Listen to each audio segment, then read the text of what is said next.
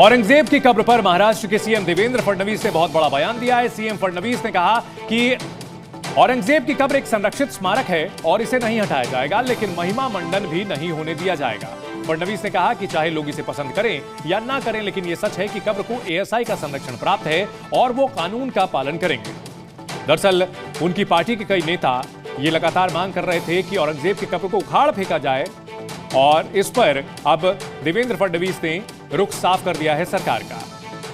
विषय स्पष्ट आहे की ही जी काही कबर त्या ठिकाणी आहे ही एएसआय ची प्रोटेक्टेड कबर आहे।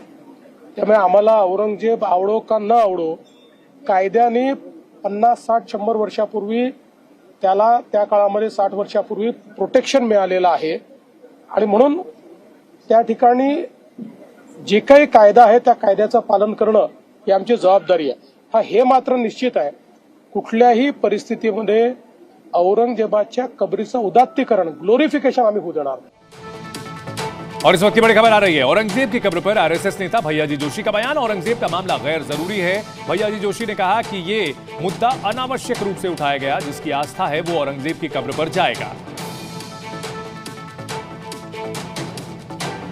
उनकी वहां मृत्यु हुई, उनकी कब्र वहां बनी हुई है। जिसको श्रद्धा है वो जाता है।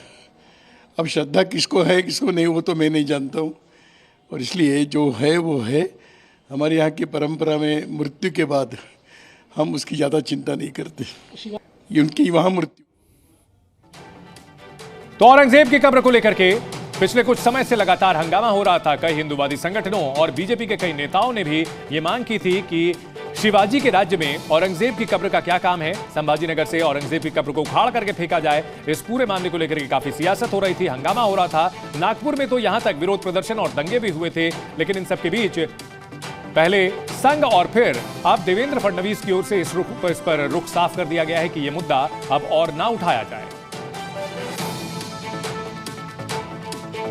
तो औरंगजेब की कब्र को लेकर आरएसएस नेता भैयाजी जोशी का बयान, और उन्होंने कहा कि औरंगजेब की कब्र पर यह विवाद गैर जरूरी है। जिसको श्रद्धा है वो कब्र पर जाएगा।